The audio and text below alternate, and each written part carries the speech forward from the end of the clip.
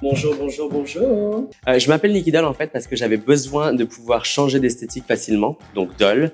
Et Nicky parce que j'étais un très très grand fan de Nicki Minaj à l'époque de sa Barb era. Je chantais super basse dans la douche tous les jours. Et du coup, j'ai remplacé le I, je l'ai remplacé avec le Y parce que c'est ma lettre préférée. Et Nicky Doll est née. Ma première fois en drague, c'était à la Gay Pride 2009 à Paris.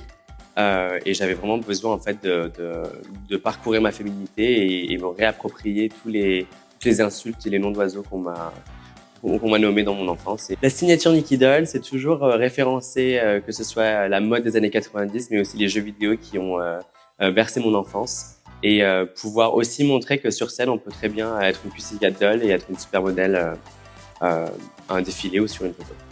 Mon plus beau souvenir drague, ça restera quand même la saison 12 de RuPaul's Drag Race. En fait, être assis dans ces murs, dans Drag Race France et voir le workroom, c'est déjà quelque chose de super émouvant parce que quand j'ai commencé à faire du drag et que j'ai déménagé aux États-Unis, c'était pour but ultime de pouvoir ramener un petit peu de cette lumière dans mon pays et de savoir maintenant que j'ai l'opportunité et la chance de présenter et juger le drag français et en sachant qu'il est très talentueux. J'ai hâte qu'elle puisse profiter des mêmes opportunités que j'ai profité. Le plus dur en tant que juge, c'est de se rappeler ce que ça fait d'être sur cette scène, mais de pouvoir quand même essayer de véhiculer un message qui va dans tous les cas être bénéfique pour leur carrière. Je vais être intransigeante sur la motivation et la passion qui doit passer à travers leur personnage, malgré le stress, malgré le inner saboteur, et vraiment voir qu'en fait elles en veulent et que c'est pas une blague, c'est une compétition. Le meilleur conseil que je peux donner à une des candidates et que j'aurais aimé entendre quand c'était mon tour, c'est de respirer, de prendre son temps et de pas trop réfléchir.